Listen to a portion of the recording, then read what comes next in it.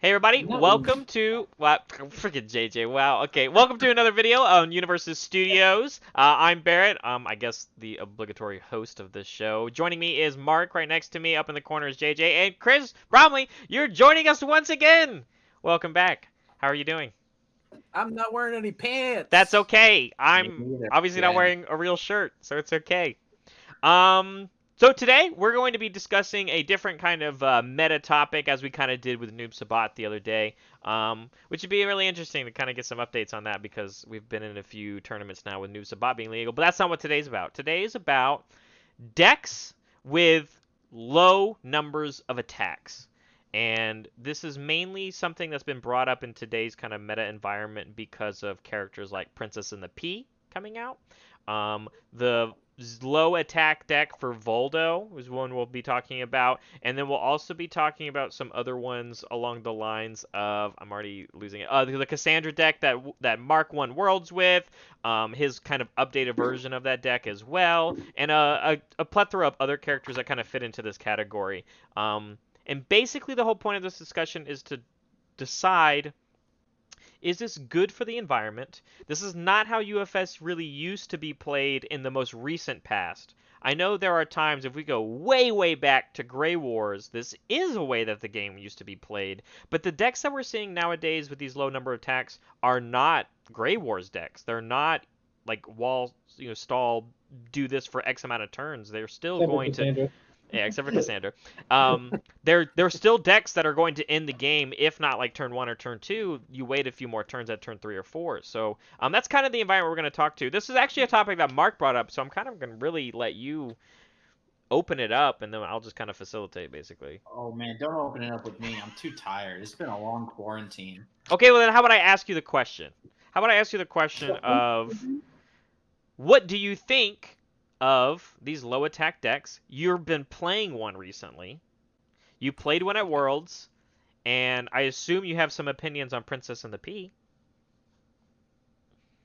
So it was brought to my attention by my good friend Jacob Johnson that I only like playing decks that make my opponent have a bad time playing the game. And this was a long conversation we had about how I only play negative play experiences.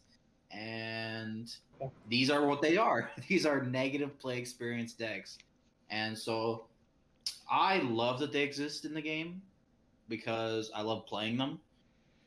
And they're fun and they're fast, but you have to always watch out for them. So yeah, I like that they exist. I get the general feeling that they shouldn't exist. No one likes getting turn one race card decked by a bunch of actions and just taking their life total on the first attack. And no one liked getting turbo discarded by Voldo turn two. And they were like, they drew two attacks and checked all fives because that's what the deck was built to do. And you just auto died to it. Like, no one likes them, but I enjoy that they exist. Like it's actually really interesting that you just kind of brought that up because I think we can easily even look a few sets back and even go to this kid JJ over here in the corner. We could absolutely loop in some Kung Jin Tiger Scream decks into this category, um, that then hit the ban list because it's a negative play experience of us playing a deck. We see one orange card that we need to see, and then the rest of the deck is structured around making it work, right? So I kind of want to turn to you, Chris. You have been playing way more games than we have. I'm going to be really honest, especially when it comes to tournament environment. And I am assuming you've played against enough Princess and the Pea right now, which is kind of, I would say, the big contender right now in like the new version of this kind of deck. Um, Yeah, she was legal for one tournament online. Legal, because technically we're playing with a bunch of very not legal cards with the DLC virtually stuff. released promos. Yeah, we were all talking about how nuts Noob Spike was going to be, and I told Marco to make my list nuts because I wanted to win the card so I could sell it later, and I played a bunch of P's and I lost to one who Dragon's Tongue me 3 times, and then because I was like, oh, I built 4 pieces of speed hate, and she was like, no, don't like that, let's do it again, and then did it again, and then did it again, and then was like, okay, now you have no staging area, it's turn one, so I'm gonna kill you. um it wasn't fun. It was the least fun I've had playing this game.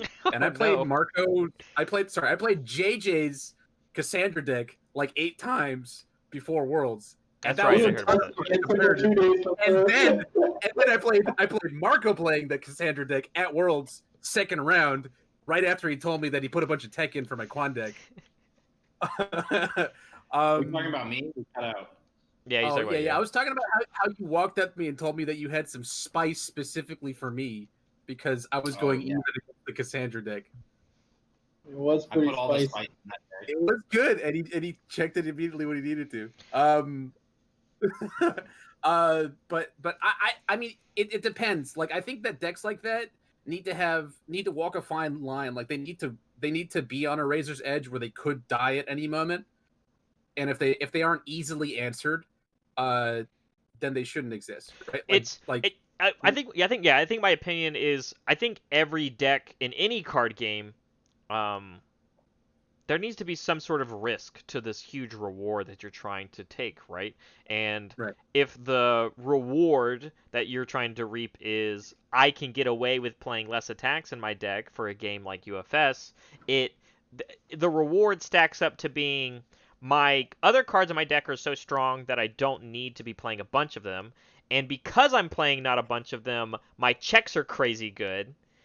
And on top of that, my deck still needs to find a way to find me those few attacks. And it seemed like when Princess and the Pea came out, she's this huge plethora of, oh, well, I'm also a 7-hander, so I start the game being able to try and find these things. I cycle draw every time I play blue cards, so I can find the few orange cards I am playing.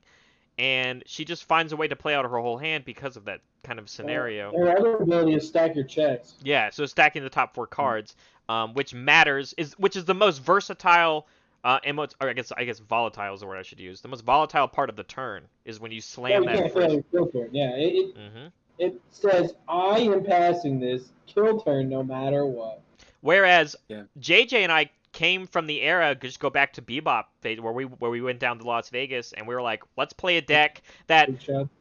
we play big shots where we're gonna throw 12 actions in our decks. Sometimes 16. There were some versions like we were playing that had 16 actions in our deck, which was unheard of for the meta before that, and even the people that were getting away playing cards that time. And well, our reward was we could play one attack and kill you with it, but we didn't get to do that until we did some setup. And there was obviously this huge downside of, well, if we could just draw a bunch of blue cards and lose the game because we didn't see any orange. That's what happened in the finals against Scott. So I yeah. drew 6 actions game 3 as my 6 cards return after I threw back 4. I was like, well, I removed 3 actions and 2 attacks, drew into 5 actions and a foundation. I was like, not looking good. And it's like one of those other things to where what we were just talking about with Kung Jin, right? What's the downside of that deck? Well, that deck doesn't build foundations, right? Because it plays character cards. Whereas this Princess and the Pea deck, and I'll loop the Voldo deck, and I'll especially put the Cassandra deck into this other category of, it can still just play regular UFS. Did I not see an orange card this turn, but I saw a few gray ones? Let me build these, set up a defense. I'm still a 7-hander for all of the people I just listed. And play a defensive game because 7-handers are good at defense, even though they have low vitality. The issue is that all those action cards have defensive abilities as well. Correct. None of them are just aggro. So Big shots, Demon Realm, all nuts. Defensive. Let's cut loose for selective blocks. Isn't Bang in there too for the water symbol? Life. She has life. Oh, life is it's all life water, right? No, she's all life good, I think. All life good. I thought she had water. I have to have a let's go loose symbol. So One thing I will note is that I've heard from Jasco and the employees that I do know pretty much all said that it's not getting printed the way that she is. Like they printed a few copies to give out at these events, and that's going to be like a cool oh neat, you got this thing that's not going to be tournament legal because we're the changing COVID the promo. That's what it yeah should be. you're getting that's a great way. I got the COVID promo, right? the actions. That's fine. Yeah. So apparently they said that it was supposed to be legal a year from now when big shots were going to be out of the environment and yada yada yada. I think they just didn't. They were just like, hey, this is cool. Let's show it on the really stream. The stream. And then Miles is like, I want that. Give me that. And Jason's like, do it. That sounds so great. And then they did, and And that's ended fair. up being It's like, oh no. And we can talk about, and I guess I'm mainly focusing on Princess of the P because she's the most recent culprit, but we can definitely take literally one step backwards and look at this Voldo deck that I know Mark has been playing and JJ hates playing against it, and we can go back. I'm playing it, sadly. And we can immediately go back to Cassandra as well. And this obviously isn't meant to be like a Worlds video in that sort of sense. But I would definitely agree with you that I think a lot of people think decks like this are a negative play experience. The Cassandra one is different because that's just a control deck, like a hyper control deck. And the win condition of the older version that he had obviously isn't an issue anymore, and that probably would have been the big stake. But I know Mark has rebuilt that deck without Shield Big I Bang. actually built it. Okay, whatever. You Yeah, both we have let- we let- every we deck let you build you is take the the same from ownership. You're a package, That's true. Pretty close. two halves of the same person. pretty much. And I'm the facilitator, as in I just tell everybody about it. And in that sense, like you can still do these sort of things with low a number of attacks, but you play this hyper defensive deck, and you either live your opponent's onslaughts and then just backswing them basically every single time. Or in the case of the Voldo deck, you're playing such low tools, and Voldo gets to benefit from playing low numbers of tools. And so we can full circle this, going to the sense of, is the negative play experience that these few culprits create, does that determine how we should be playing the game right now, and is this bad? So the only decks I ever want to play in this game right now are those types of decks. I think every actual competitive deck I've built has had 16 or less attacks. The Quan Chi deck I played had 15 that I played at Worlds. I made top 4, 8. I don't remember. Napalm Man is an attack. Like that's Yeah. 19 attacks. 6 check attack, 19. Well, I mean, it's not though, because like that's what we're saying. These decks get to do that. Like that's like saying Voldo actually plays 20 attacks because his character card exists, and that's how many turns you take. But that's not the case. He only We can plays even- 10 because We the could filter. backtrack. I rescind that. Yeah, I rescind that. Yeah. That's fine. It's you got. We could even backtrack this to like we could make a broader category if we just sat here and did all the research. We talked about the Vengeance Noob Sabat deck last time when we had Chris here, and it was like you could tune that deck to a sense to become a hyper control spike deck that plays just the Vengeance and fishes for the Vengeance. But the problem with that is like, well, what happens if you check a Vengeance from playing so many cards? Like, whereas these other characters fix that problem, right? Obviously Princess and the Peace cycles through them. Voldo, if it hits the discard pile, they were like goody goody goo. Let's use that one. Like, whereas the Cassandra one, I mean, you can go watch Mark play that deck against Miles in part of singles finals. He had to structure that whole game around the fact that almost every single Shield Big Bang hit the discard pile, and so like it then. He had to overly dramatic to pick it up. So he did new enhancements out of overly dramatic to Yes. then And then deadlock enhance to pick it up. don't Right. watch it because that was like the most convoluted way to get one attack in your hand I've ever done. But the hyper control versions of these decks, like the Cassandra deck, could do it. I'm saying in a world we tailor a spike deck, we could easily make a spike deck that's like 8 attacks or 10 attacks or something like that, and it probably would still pick up wins because of the Noob Sabat interaction. 4 shotgun, 4 the Vengeance, and that's it. You could easily I was talking about one the other day. I was like, why don't we build an Andy deck under the good symbol? And he's very, very good at doing the meteor loop. Why don't we just tailor a deck to where we find meteors and loop them over and over again? And because we're Andy, we give them bigger stats. We can kill people with the meteors anyway. And he builds us more foundations to do the loop even longer. It's like, there's a put a trader in your deck and just go infinite. there's a whole realm of these decks, and people aren't going to stop making them.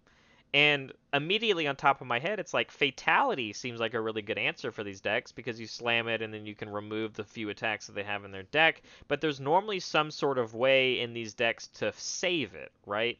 I know for sure for like Princess and the P, you play it on the All symbol and you play Orphan Alchemist, you're like, okay, cool, thanks for the draw. You were talking about Janet earlier, right? Like there's just a realm where like everyone feels like they're tailoring these decks to where you play. We went from I was building decks, JJ, just like you were talking about. I was building decks that only had 18 attacks maximum, And now it seems like everybody's building decks that have 14 or 16 maximum. It's like the whole entire game has shifted to these sort of fast, find the When I specific first started attacks. playing the game, it was like you had to play 18 to 21 attacks. That was just like your ratio. It was like between 18 and 21, depending on the deck, depending on how aggro you had wanted to be, and it was that for a long time. And then like it slowly started shifting, like a few months before Worlds, or even farther back than that, probably since I Nationals. think I average like 17 for most of my decks. You know what's so But- crazy on what you just said too, Mark, is that the more aggressive you wanted it to be, the more attacks you put in. And I feel like all these decks we're talking about right now, obviously aside from because they're hyper aggro and they play no attacks. Well, I think they can get away with it. It's just the character cards. Like it lets them get around the fact that they're running a lot of attacks. Yeah, I think the quality of the dunks also like gets you there, right? There's no need to string if your shotgun's going to hit them for 30, or you're going to just play 2 downward spirals and that's enough, right? Yeah. In the Voldo, or in the case of like Janet, that she really only needs to play fatalities and Wrath of the Raging Demon, because it's not about how many attacks you played, it's about how many noobs you drew. 36 damage unblockable is good enough. Right. Right. It's the quality of the actual attack. So and it kind of, I look at it in like 2 different ways. I think of it like this is a fighting game card game, and I think anybody playing a fighting game would hate it if you just walked into a game and you one punch man them, right? Like if I played Street Fighter and some guy just went he just played 47 inputs, Heihachi, and one-shotted me, I'd be like, this game sucks. I hate this, right? On the other hand, though, this is a card game, right? And you have to look at it objectively as a card game, right? And as a card game, low attack count decks that require a ton of gears turning and things working, that sounds neat. That sounds fun. And I think that the Cassandra deck that Marco played at Worlds had tons of gears turning, and there were so many neat little tricks that he had pushed into it. Was Shielded Bang nuts? Yeah, of course. That's why it got banned, right? Is Noob insanely crazy? Yeah, of course. But you can see through these tournaments that have been happening that people are using so many cute little tricks to get around it, or that they're using it for their own cool things. It's not just Janet launching Wrath of the Raging Demons or Vengeance before Spike. Like the Spike didn't. I played the Spike and it was I personally just hate Spike because he's boring. But it didn't feel actually as busted as I did in testing, right? In a tournament environment, I didn't feel as oppressive as I didn't feel it was as oppressive as I thought it was going to be going into it. Then how would you feel in that same line? Because I know you just played this tournament when Shiva won, and honestly, I think I was playing Voldo. There were 2 other Voldos. Yes, and you got second place, by the way. Congratulations. Yeah. And your Voldo deck played 13 attacks. The Voldo deck that got third place played 10 attacks, and then we were talking about the Janet deck that played 12 attacks, and it's 4 copies of 3 different ones. So the Tetsu Fatality and then Raging Demon? I played a bunch of copies of Pure Heart, and I played the other 2 Voldos, and it came up in both of those matches. Clutch. So there are answers. There are answers to that. I think Voldo is one of the easiest answers. You just don't go into it. Most of the guys I beat in that tournament, just went into my turn with 2 cards in their hand, and that's just not an option against Voldo. Are there turns where you hold 5 cards and he still kills you or something like that? Sure, but there's so much nutty defense from staging area that you can answer a Voldo, right? I mean, Big Cyclone still exists. That takes a shit on Voldo, right? People should be citing Thunder Breaks, dude. I put Thunder Breaks in my Quan deck at Worlds. And that's the one, draw back up to your hand size, right? When it's he was like, downward spiral, this is your last card. I was like, I guess I draw it to my hand size, idiot. People side Big Cyclones for that same kind of reason. Now, Big Cyclone has the also really good ability when you block with it that Thunderbreak doesn't. But I could definitely see it. You were playing a symbol. You were playing Chaos for your deck, so I could definitely see it in that scenario where don't play the 0 symboled garbage. Play this on symboled answer. Yeah, I get you. But I'd probably play Chaos for singles. The problem with things like Cassandra is that it removes your opponent from the equation, right? Like like Marco specifically put in things that said, no, you're not touching my fucking shield Big Bang, right? It's not leaving the card pool. It's not flipping. It's not removing. It's not discarding. It's going to stay there. It's going to keep going there until you are dead, right? And that is a problem. That's problematic. But things like Valdo still allow you to interact. Princess Speed does not let you interact. It's turn 1. You just built 4 and you have 2 cards in your hand. Fuck you. You held the deliverance. That's okay. I'll play this other attack on a 4. Oh, I made it and I'm going to do even more things to it, right? Like that's not fair. That's not fun because I didn't get to shake hands with my opponent, right? It was just him, kind of playing solitaire on the other side of the table. I think it's cool when somebody brings this sort of alternate win conditions to the table. Like a Heidi is super annoying, but it is fun because you're on a clock, right? Yeah. Takeda with fatalities and reductions, it's the same thing. You're on a clock. Janet with Wrath of the Raging Demon, you just gotta go into her face. You need to fucking kill her. I find it the same. Even Goro, right? Reminds me of Maxi 1. You see, Maxi 1 too. You see Goro decks that play low counts of attacks because they just go through, and you're Goro, you're on a clock. Yeah, so you're on a clock. And it's organic, whether or not you have like my Fey deck from when we played Barrett. I remember. Yep, that was also a low attack. No, it wasn't actually. I played 25 attacks, Jesus. 25 bad checks, but they were all facilitating the combo. Yeah. They were all facilitating the combo, right? And it doesn't. I think the check on it, although that's an important thing to distinguish. Like, oh, he is going to check worse than this 10 attack Valdo, right? The Fey deck did a similar thing to what these decks are doing, right? I wasn't killing you with Caltrops. I wasn't killing you with Skull Barrier. They were setups for it was set up for defensives. 120 damage Sand Grenade that killed you and you couldn't block it. So I think these decks, if they happen organically and they're fun, are cool for the game. And I think that guys like us are going to want to play those decks. But as long as they have to walk that line, they have to be on the razor's edge the entire time, right? There has to be a point where I get to interact with that person. I get to identify the win condition that they have and how to counter it or beat it, right? Right. Yep. All right. Sorry. It's how do you give these decks their metaphorical one check? Like, how do you that they should have for being busted? Yeah, it's exactly what I brought up earlier. What Mark's saying is, when each deck, and again, it's just my idea on like competitiveness and meta is, if there's a big reward, there needs to be some sort of risk, right? And there should be, whether you determine whether a deck is busted or a card is insane and needs to be banned, is obviously the risk is non-existent compared to this massive reward. And I think, as we saw with Mark's World Cassandra list, Shield Big Bang in the specific formula of what this deck was, where you don't get to interact with my entire game mechanics, basically, the risk was almost non-existent compared to, there are more risks in these decks, but as you can see, they are still flooding the environment. Yeah, and I should say that because that Cassandra deck was in the same degree as these other decks we're talking about, these low attack decks, but it was kind of in a class of its own. That's why it got hit. That's why you won't see these ones getting hit. Like, these ones have, like, Voldo, you can still die.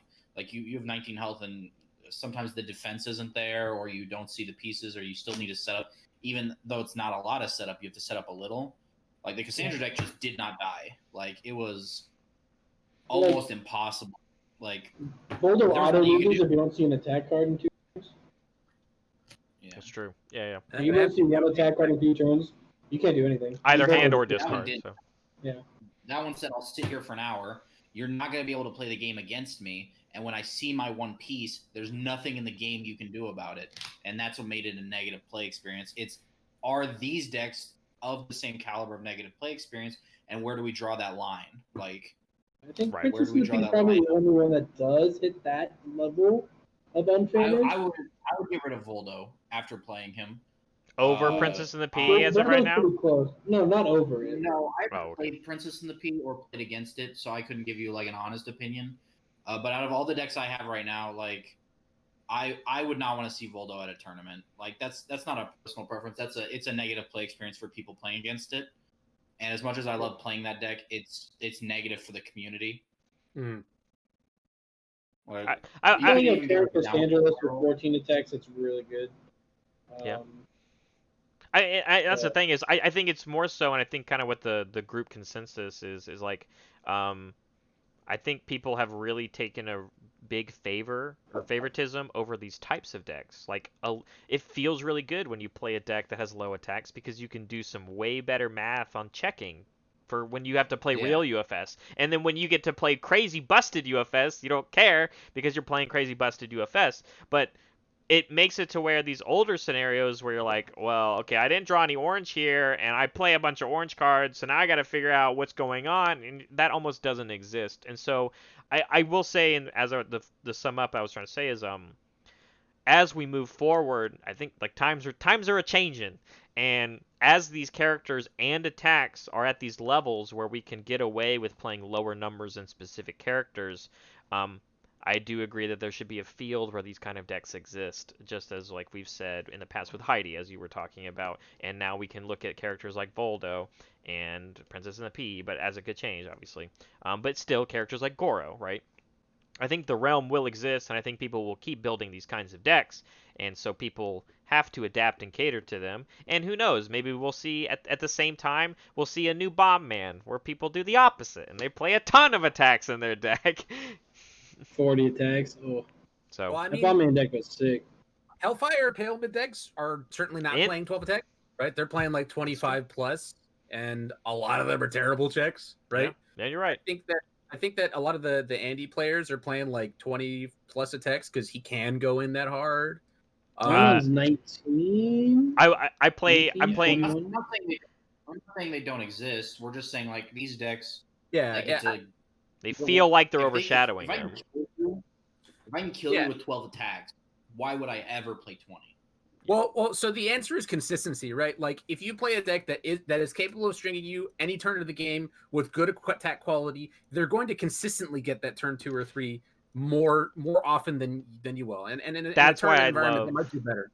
That's why I love still playing Takeda, because I'm still having to play 17 to 19 realm ish, but consistently turn 2 or turn 3, I'm going to sling you a ton of damage that you either can deal with or can't deal with, and at the same time I'm going to mess with you and play cool UFS. And like as the kind of the decks I'm still catering for, and I still think Takeda is very good and still good. My favorite character, dude. But he still has to play more than 12 attacks, and that I guess right in this environment of what we're kind of looking at UFS, that's his flaw. You would think is like that's the kind of thing. Yeah. I know the deck has other flaws.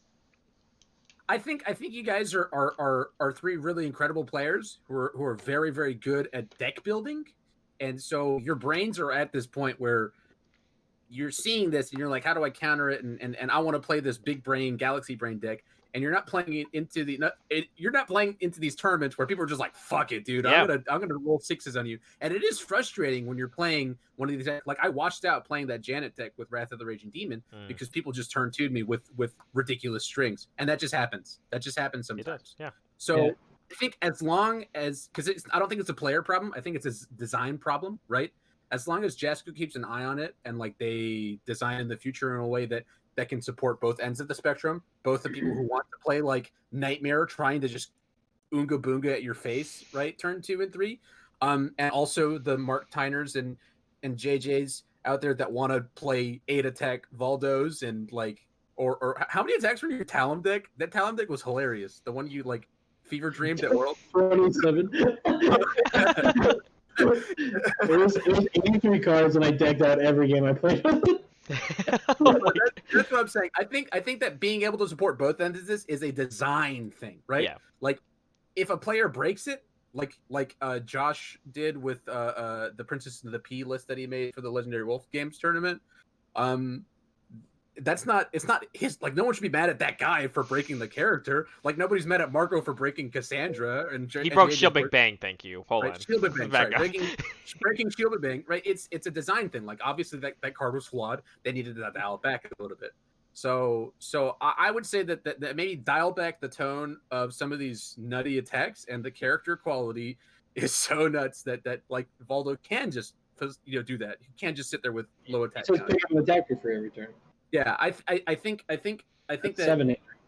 Yeah, I don't know. I think it's fine. I think it should be healthy on both ends. I think that we should be able to support these sorts of decks, but it should also support the other end where people can string you to death if they want to play a 27 attack. That's why I feel so bad for the people designing, because like we sit here and we go, all right, they need to calm down on their design.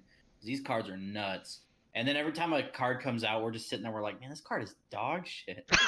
We're just like, we should be doing that because that's kind of the point. Is they're trying to dial it back from being absolutely nuts. But we can't compare to the cards that already exist in the game. Like, And there's always I feel so bad. there's always the I'm just famous like- thing too, like if everything's busted, then nothing's busted, right? So like, but obviously just not imagining everyone agrees. With it. Austin Powers movie with Goldmember, and Jasko's just over there as Goldmember, and they're like, "I see nothing pleases you players." We're just over here bitching about like busted cards and not busted cards, and they have no median at all. yeah. We're not Give gonna. me quality or difficulty 3 mid-5 attacks that have 2 enhances on them and stun 2 or something like that, man. Give me But more all of the those same- Get Generic- some same- difficulty attacks back in this game. Yeah, I think what's missing is the facilitators. We need more of those portal kicks in the world, right? Because if Quan Chi didn't have portal kick, that 15 attack deck is an 11 attack deck. Okay. Yeah. There was no Give me- other attack to put in there. There's And then nothing you urban want to shower and the other thing. I think for urban showers. for No, I me, didn't either. for me as a Takeda player right now, I would say where we need more cards that fit the category of like what Spear Ryu is, right? Sometimes that card can just actually be crazy, and sometimes the card is just like, oh, that's good information to Garbage. know. Yeah, it could be garbage, or it's like that's good information to know. It's anything along anywhere in between, you know. I think those are good attacks as well. I miss the days as well where we have attacks that are like Slaughterhouse, and you're like, you have one purpose and one purpose only, and it's You to remember make. when Slaughterhouse and Hyper Bomb were like the best 2 attacks in the game? That was a good time. Or it's like assassination attempt. You have one purpose and one purpose only, and Yep. it's to facilitate the rest of my deck. It's the multiple one, my flying spear. That's all you were there for. So, but now we have things like fatality, which essentially still do that. But I think that's a really good note to end on, guys, and we're coming up on some good times. So we're also getting pixelated Mark for a little bit. So Chris, thank you Yeah. so much for joining again. I know we randomly kind of called you in here, but I'm glad you kind of stuck with us. Well, My bad. It's okay. If you want to support us, as always, you're welcome to follow us on Facebook. You can subscribe to us here on YouTube. We do have a Patreon that is linked below. You're welcome to support us if you like. We appreciate it very much. JJ, Mark, and I will still be here next time. Chris, we hope to see you again soon, and keep doing what you're doing, man. We appreciate you playing in all these tournaments for us and being the field play testers for everyone. It's been fun. The players in general are very nice. I don't think you'd think with the internet people would be like salty bitches, but in general, people are very nice. That's Only good. had the table flipped to me once. Oh, that's right, because the actual table flip Evo, or you can do. That's good. That's good. But y'all, thanks so much once again, and stay safe. Have a good night.